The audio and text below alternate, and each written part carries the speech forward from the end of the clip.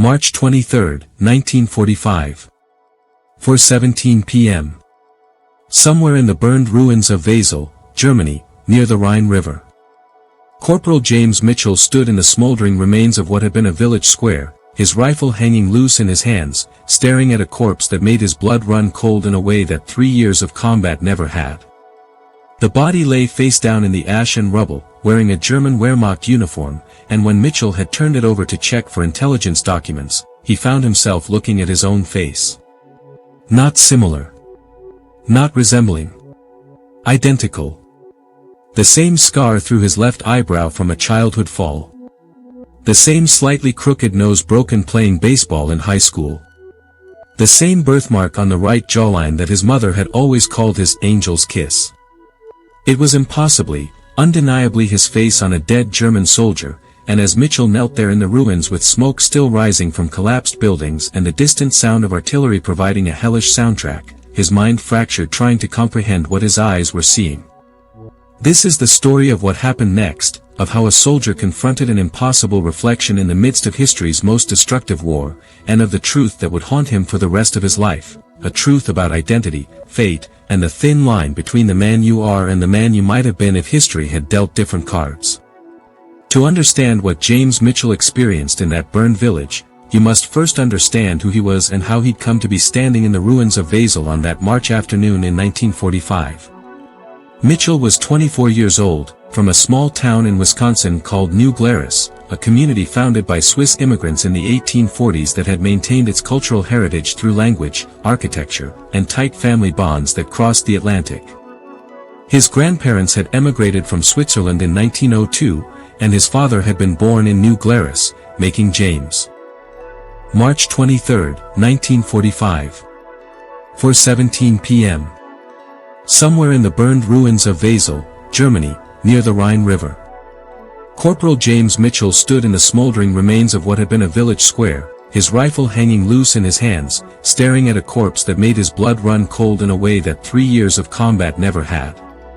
The body lay face down in the ash and rubble, wearing a German Wehrmacht uniform, and when Mitchell had turned it over to check for intelligence documents, he found himself looking at his own face. Not similar. Not resembling. Identical. The same scar through his left eyebrow from a childhood fall. The same slightly crooked nose broken playing baseball in high school. The same birthmark on the right jawline that his mother had always called his angel's kiss. It was impossibly, undeniably his face on a dead German soldier, and as Mitchell knelt there in the ruins with smoke still rising from collapsed buildings and the distant sound of artillery providing a hellish soundtrack, his mind fractured trying to comprehend what his eyes were seeing. This is the story of what happened next, of how a soldier confronted an impossible reflection in the midst of history's most destructive war, and of the truth that would haunt him for the rest of his life, a truth about identity, fate, and the thin line between the man you are and the man you might have been if history had dealt different cards. To understand what James Mitchell experienced in that burned village, you must first understand who he was and how he'd come to be standing in the ruins of Wesel on that March afternoon in 1945. Mitchell was 24 years old, from a small town in Wisconsin called New Glarus, a community founded by Swiss immigrants in the 1840s that had maintained its cultural heritage through language, architecture, and tight family bonds that crossed the Atlantic. His grandparents had emigrated from Switzerland in 1902, and his father had been born in New Glarus, making James a second-generation American who'd grown up speaking Swiss German at home and English at school, who'd been raised with one foot in American culture and one foot in the old country traditions his family maintained. He'd enlisted in December 1941, 2 days after Pearl Harbor, driven by the same wave of patriotic fury that swept millions of young Americans into uniform. He'd trained as an infantryman, been assigned to the 79th Infantry Division, and shipped to England in April 1944 to prepare for the invasion of France. He'd landed on Utah Beach on D-Day +6, waded through the same water that had run red with American blood days before, and fought his way across France and into Germany through some of the most brutal combat of the Western Front. By March 1945, Mitchell had seen things that would have broken the person he'd been in 1941. He'd watched friends die in ways that still woke him screaming when he managed to sleep. He'd killed men, Young men, old men, men who looked terrified or defiant or simply exhausted.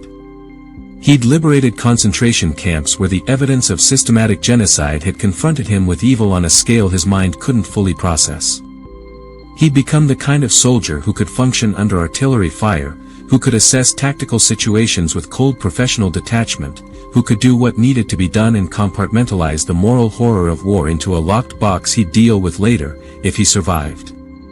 The Battle of Wesel had been part of Operation Plunder, the massive Allied crossing of the Rhine River that would open the way into the industrial heart of Germany and accelerate the Reich's final collapse. Wesel had been a medieval city on the Rhine's east bank, strategically important, heavily fortified, and defended by German forces who knew that losing the Rhine crossings meant losing the war. The Allies had bombed Wesel nearly flat in the days before the ground assault. 97% of the city was destroyed by the air raids. Mitchell's own background, his German-speaking family, his Swiss heritage, his last name that could easily be Germanic. In an army that had been fighting Germans for years, where every soldier had friends killed by Wehrmacht troops, anything that suggested Germanic connection could become a problem. So Mitchell said nothing more, just stood up and continued with his platoon as they cleared the rest of the sector. But he couldn't stop thinking about the corpse, couldn't shake the image of his own dead face staring up at him from the rubble. When they'd secured the area and were setting up defensive positions for the night, Mitchell found an excuse to return to the market square alone. The body was still there, nobody had bothered moving the dead yet, there were too many of them and the living had priority for medical evacuation. Mitchell knelt beside the corpse again in the fading light, studying every detail, looking for any feature that would prove this wasn't what it appeared to be. He found nothing. The resemblance was absolute. He took the corpse's right hand, turned it over, and found a small scar on the palm, the exact match to a scar on his own palm from a wood-splitting accident when he was 14. The odds against such perfect coincidence were astronomical. Mitchell's training in mathematics and statistics, he'd been a promising engineering student before the war, told him that this level of similarity couldn't be accidental. But it also couldn't be real. Identical twins were a possibility, but Mitchell knew his family history. He was an only child. His mother had never mentioned lost siblings or children given up for adoption. The Swiss immigrant community of New Glarus was small and tight-knit, secrets of that magnitude couldn't have been hidden. Unless they could. Mitchell's mind began working through possibilities that seemed more rational than coincidence but were almost as disturbing. His father had come from Switzerland in 1910. His mother had followed. In 1912, part of the same emigration wave. They'd married in 1913. Mitchell had been born in 1921, 8 years into their marriage. Could there have been another child, born in Switzerland, given to relatives before the emigration? Could Mitchell have a twin brother he'd never known about, someone who'd grown up in Europe and been conscripted into the Wehrmacht? But that didn't explain the scars. Identical twins share genetics but not identical life experiences. A childhood fall, a baseball injury, a wood-splitting accident, these would produce unique scars. The scars Mitchell was seeing weren't just similar, they were identical in placement, size, and pattern. That suggested not just genetic identity but some kind of impossible mirroring of life experiences. Mitchell spent that night on watch in the ruins, unable to sleep, his mind cycling through explanations that ranged from rational to insane. Doppelgangers. Parallel lives. Time loops. Reincarnation. Prophecy. Every possibility was either scientifically impossible or suggested he was losing his sanity. By dawn on March 24th, he'd reached a decision. He would search the corpse's uniform more thoroughly, would investigate what could be learned about this dead German soldier, and would try to trace back how a man with his face had ended up dying in a Wehrmacht uniform in a burned village on the Rhine. The next morning, before his platoon moved to the next objective, Mitchell returned to the corpse. The dead were being collected now, American graves registration personnel working with German POWs to gather and sort bodies. Mitchell approached one of the graves registration soldiers, a corporal named Stevens, and asked about procedure for identifying enemy dead. "We tag M, log M, check for anything useful to intelligence, then bury them in temporary cemeteries until the brass figures out what to do long-term, Stevens explained. Why? Found a body yesterday I need to identify, Mitchell said, trying to sound casual. Thought he might have killed one of our guys earlier in the week. It was a lie, but it served. Stevens agreed to help, and they approached the corpse of Mitchell's double. Stevens examined the body professionally, checked for identification, found nothing. He noted the uniform unit insignia, a standard infantry division patch, nothing distinctive. He checked the rifle's serial number of the weapon that lay nearby, noted it for records. Then he looked at Mitchell and said, "Your guy, you think?" "Not sure," Mitchell replied. "Hard to tell after a few days." Stevens moved on to the next body. Mitchell lingered, taking one last look at his own dead face, trying to commit every detail to memory because he knew nobody would believe him without evidence. He considered taking a photograph but didn't have a camera. He considered stealing the corpse's uniform or some identifying object, but that would be noticed and questioned. In the end, he simply stood there, witnessing, trying to understand what this meant. Over the following weeks, as Allied forces pushed deeper into Germany and the Reich's final collapse accelerated, Mitchell made inquiries whenever possible. He spoke to German POWs who'd been with the same infantry division, asking if they knew a soldier who looked like, and here Mitchell would describe his own features. Some claimed to remember such a man vaguely, but in an army of millions, memory of one ordinary-looking private was unreliable. He found no name, no personal history, no family connection that would explain the resemblance. But he did find something else, something that made the mystery deeper and more disturbing. A German POW, a former officer willing to talk in exchange for cigarettes, mentioned that the unit the dead soldier had belonged to had been formed largely from Volksdeutsch, ethnic Germans from outside Germany proper, people with Germanic heritage who'd been living in other countries and were conscripted or volunteered for the Wehrmacht. Many had come from Switzerland, neutral Switzerland, which had a complex relationship with Nazi Germany throughout the war. Switzerland had maintained official neutrality, but that neutrality was compromised in countless ways. Swiss banks handled Nazi gold. Swiss companies sold supplies to Germany. And some Swiss citizens, particularly those of strong Germanic identity, had crossed the border to join German forces, motivated by ideology or family loyalty or simply the desire to fight in what they saw as a war for Germanic survival. These men technically violated Swiss neutrality law, but enforcement was inconsistent, and many served in Wehrmacht units where their language skills and cultural background were valuable. Could the dead soldier have been a Swiss volunteer? Could he have come from Mitchell's own ancestral region, from the same villages where Mitchell's grandparents had been born? The possibility opened up new questions about identity and fate. If Mitchell's family had stayed in Switzerland, if his grandparents had never emigrated, if he'd been born in Europe instead of Wisconsin, would he have been that dead soldier? Would circumstances have led him to wear a different uniform, to fight for a different flag, to die in Basel defending the same ruins he'd helped create? The question haunted him through Germany's final collapse, through the discovery of more concentration camps with their evidence of systematic genocide, through the chaos of Germany's surrender in May 1945. Mitchell's division was eventually assigned to occupation duty in southern Germany, and he used his language skills and his leave time to make a personal journey. He traveled to Switzerland, to the region where his grandparents had been born, to small villages in the mountains where the Mitchell family name, anglicized from whatever Germanic original it had been, might still be remembered. He found relatives he'd never known existed, distant cousins who'd stayed in Switzerland when his grandparents emigrated. He asked careful questions about family history, about men who might have joined German forces, about anyone who'd looked like him. The answers were vague and uncomfortable. Yes, some young men from the region had gone to fight for Germany. Families didn't talk about it openly. Switzerland's neutrality was something people wanted to maintain in public even if private reality was more complicated. No, nobody remembered specific names or could confirm that one of these volunteers had been related to the Mitchell family. But an elderly woman, a distant cousin several times removed, pulled Mitchell aside and told him something that made his blood run cold. She said that in their family, going back generations, there had always been stories about twins.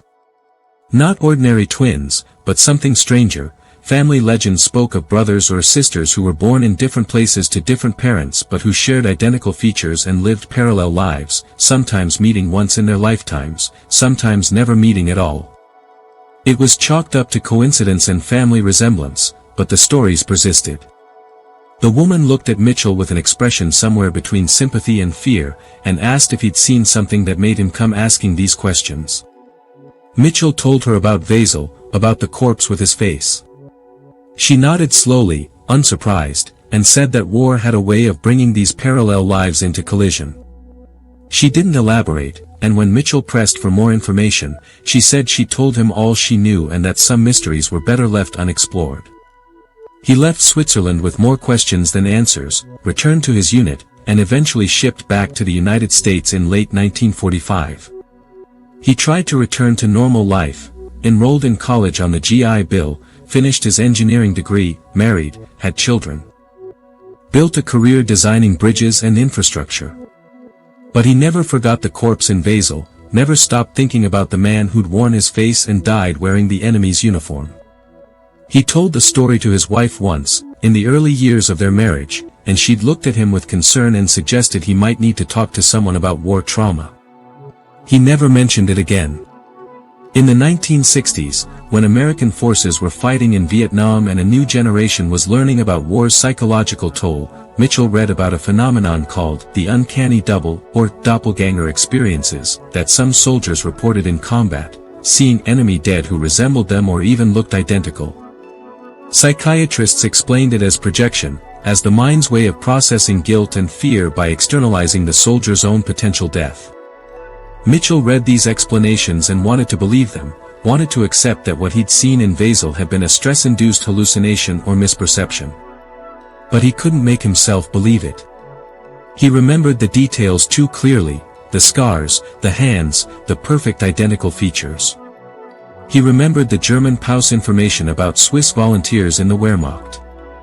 He remembered his cousin's stories about family legends of parallel lives and impossible twins. All of it suggested that what he'd experienced was real, that he genuinely had found his double, his doppelganger, his shadow self who'd lived a different version of the same life and died in a burned village while Mitchell survived. In 1973, Mitchell made one final attempt to solve the mystery. He hired a private investigator who specialized in war records, gave him all the details about the unit and location, and asked him to try to identify the dead soldier. The investigator worked for 6 months, combing through German military archives that had been captured and preserved, tracking down survivors who'd served in that infantry division, following every lead Mitchell could provide. The investigator found records of a soldier named Jacob Muller, age 24 in March 1945, who'd been listed as killed in action at Vasil during the same timeframe Mitchell had found the corpse.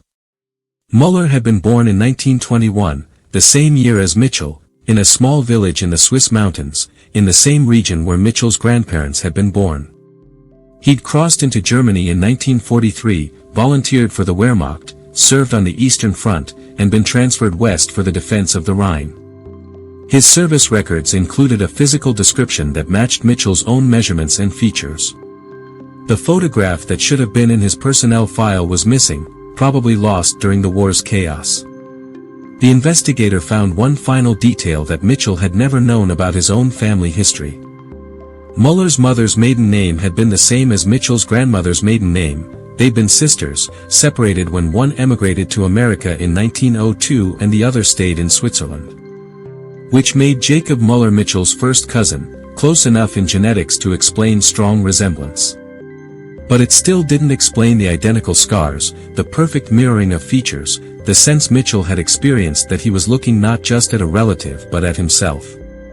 Unless, Mitchell finally allowed himself to think, genetics and family resemblance could sometimes produce coincidences so perfect they seemed impossible.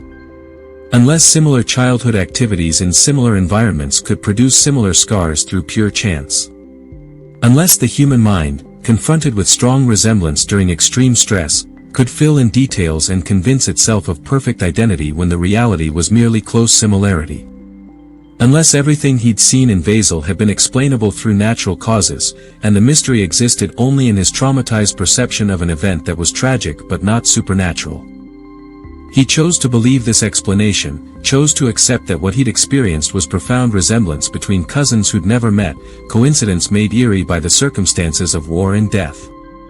It was a rational explanation that let him close the box on this particular trauma and move forward with his life.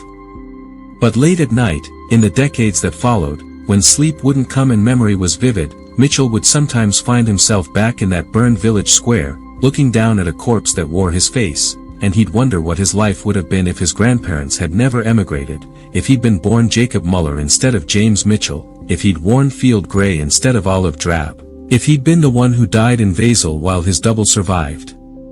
James Mitchell died in 1998, at age 77, having lived a long life, having seen his children grow and his grandchildren born, having contributed to his community and profession, having processed his war experiences as well as any veteran could. In his final days, delirious with the morphine that eased his cancer pain, he told his daughter about the corpse in Basel, about the face that had been his face, about the soldier who'd met himself in a burned village. His daughter, who'd become a psychologist, listened with the professional compassion she'd learned in her training and the personal love she had for her dying father, and she told him that whatever he'd seen, whatever it had meant, he'd done nothing wrong, he'd survived while others didn't, and that was sometimes how war worked, randomly, cruelly, without moral logic. After Mitchell's funeral, his daughter found his war papers in a box in the basement, discharge papers, commendations, photographs from his service.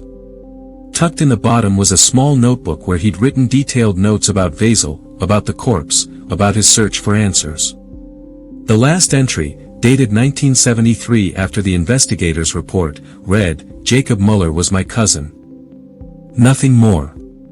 But in some way I can't explain and don't expect anyone to understand, he was also me. The me I would have been if circumstances had been different, if history had shuffled the deck another way. I lived and he died, and I don't know why except that luck and geography matter more than we want to believe. I hope he died quickly. I hope he didn't suffer.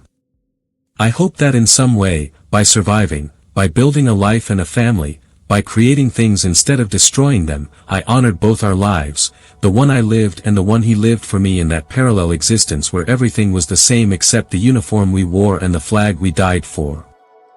As the sun set over the hills of Wisconsin, over the community Mitchell had called home for most of his 8 decades, over the cemetery where he now lay beside his wife and among veterans from every American war since the Revolution, the question he'd carried since Basel remained unanswered but perhaps no longer mattered. Whether Jacob Muller had been cousin or doppelganger, whether the resemblance had been genetic or supernatural, whether the experience had been trauma or truth, the fundamental reality was unchanged. War had taken 2 young men who might have been brothers in different circumstances and placed them on opposite sides, given one survival and one death, and forced the survivor to live with the knowledge that identity and fate are more fragile than we imagine, that the line between soldier and enemy can be as thin as the accident of birth,